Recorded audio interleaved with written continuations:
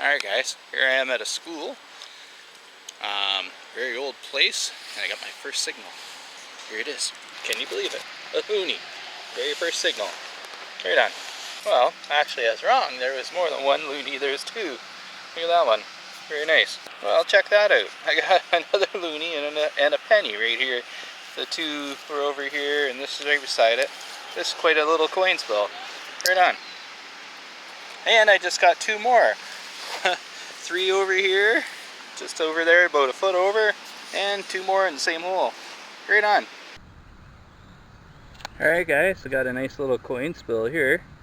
1961 nickel, 1964 nickel, and then a silver dime. It's a 1960. Take a look at that. There's young Liz on the back. Right on. That's a neat coin spill. It's ringing up 95 or so. I got the two nickels out and missed the dime. Turned the plug back over and then scanned it. It was 90-91. That's a silver signal. And lo and behold, there was a dime I had missed. Alright, well, the nickels were lower. I wonder, heavier coins, they sink farther, and lighter ones sometimes float up. I kind of think that's the way it goes. Anyway, that's a great find. Might be the way we end. My quick survey might be worth coming back here. Alright, see you later.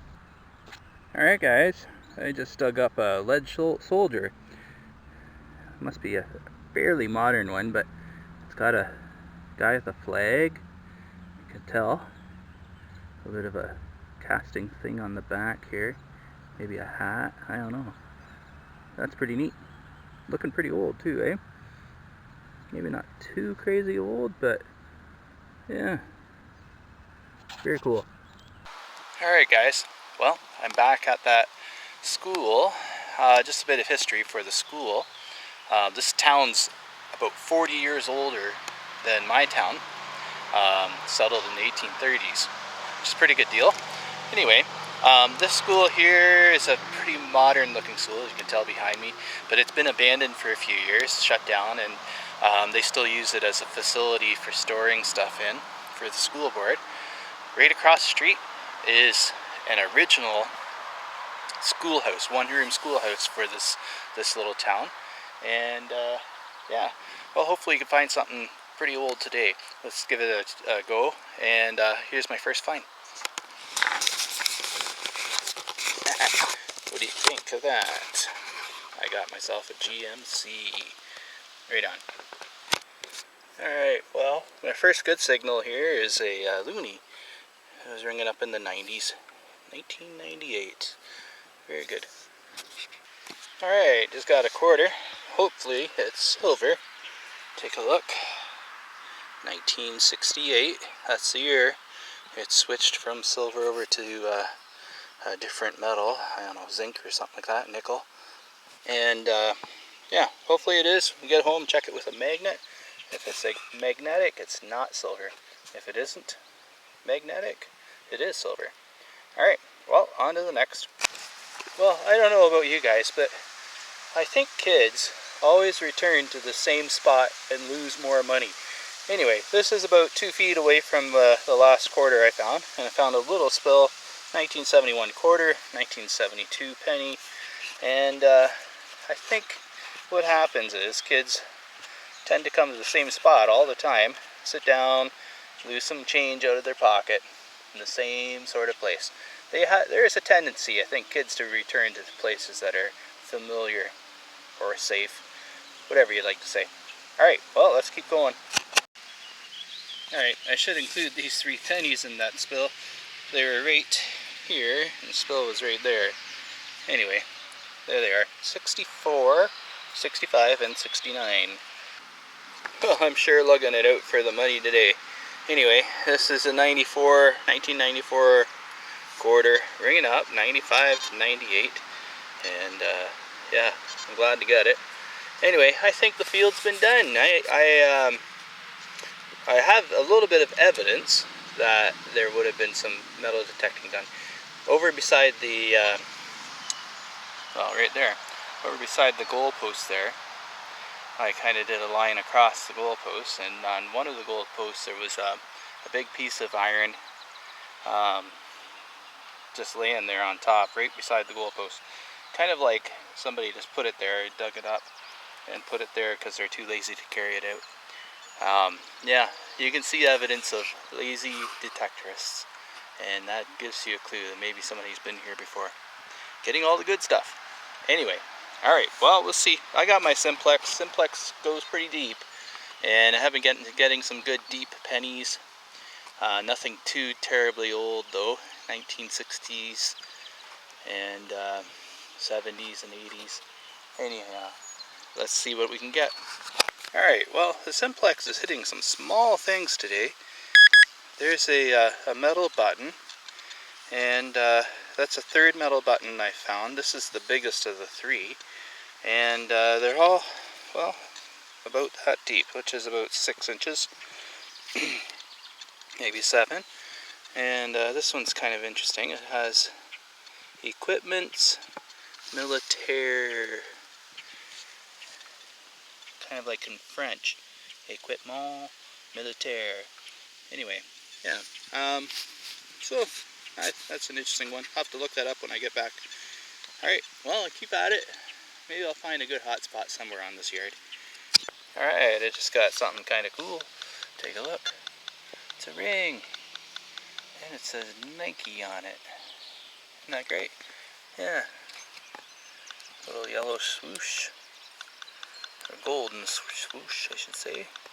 Yeah, that's pretty cool. It's definitely not silver. It was ringing up pretty nice in the 70s. Kind of like a coppery ring. But we'll see. Alright, well, that's great. Alright, well, turns out that I'm wrong. If you look, I don't know if you can see that. Right there. 925. It is a silver ring. Huh. I wouldn't think that that would be a silver ring because it's a trademark kind of thing. Alright, well, right on. That's even better than I thought. Super. Alright, well, this wasn't ringing up that great. It was in the 50s. Is that right? I think 50s. Yeah, anyway. But it's a first for me.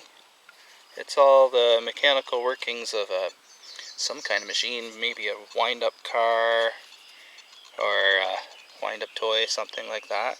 Looks kind of neat, eh? Right on. Alright, I gotta show you something frustrating. I've been doing this a lot today. This is foil. See it? Tin foil. And it rings up beautiful.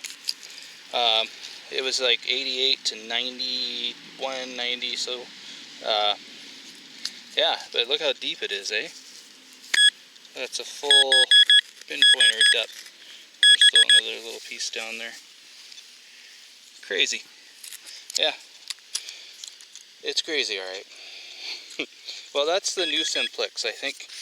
That's probably why so many people complained when 2.76 came out and 2.77, and maybe I should update it. I haven't updated it from 2.76. I've been kind of happy with it, actually. It's been getting some beautiful deep signals and identifying coins easier, but it's mixing up this stuff with it. Some tin foil.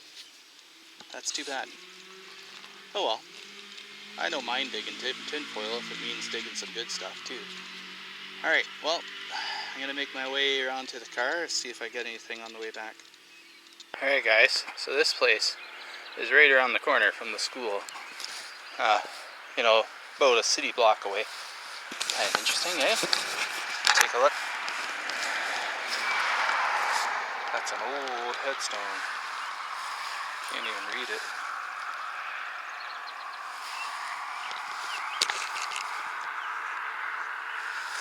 We can read this one. Let's see.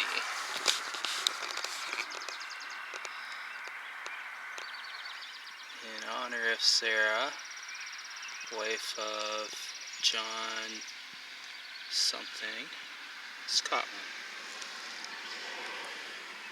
Doesn't appear to have a date on it. Right on. Let's see if we can see another one here. Here we go. That says, in memory of William, son of someone and Esther. Very neat.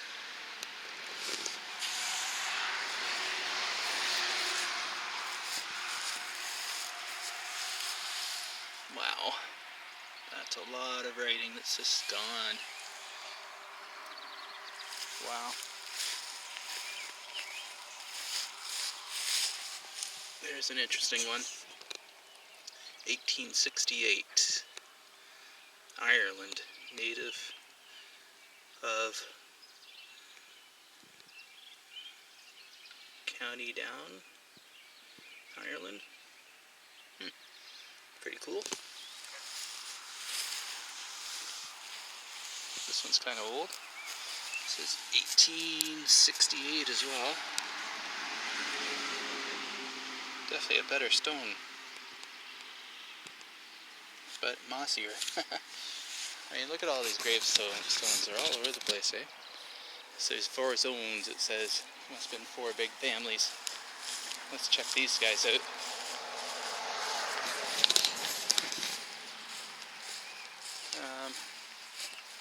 I guess this is the back.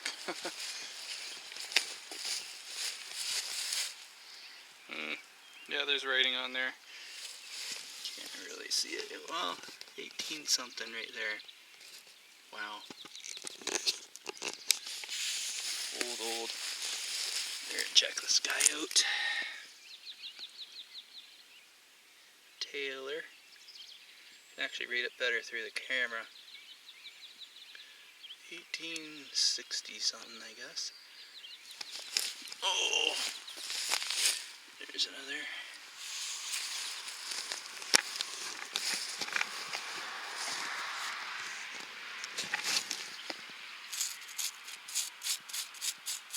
Wow.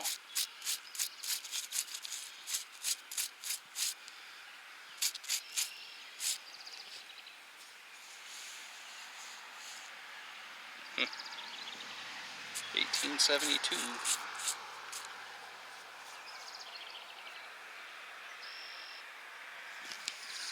Yeah. Well, this is a nice one to read. Look at that. Pretty willow trees? Yeah, I think so. In memory of Edward Blackstock, died January 1866, 60 years old, native of Scotland, a faithful friend, a husband dear, lieth here, great is the loss of,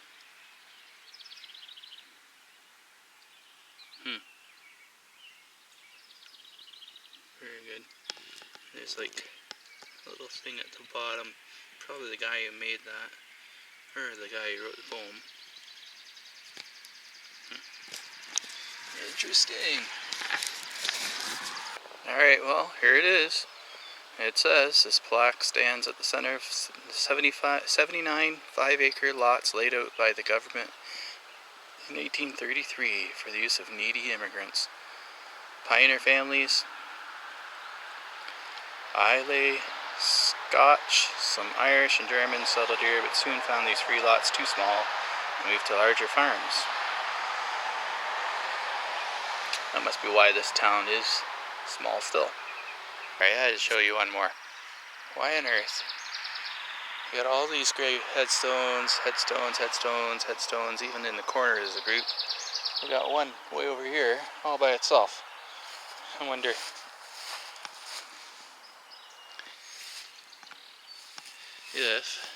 this is an outcast. Foster. Rachel Foster, 1846 to 1878, and that was 32 years old. Poor girl. That's a neat headstone. It's got a kind of fancy relief around it, like a castle, and little crown looking things on the top. Of course, bird blue. Here.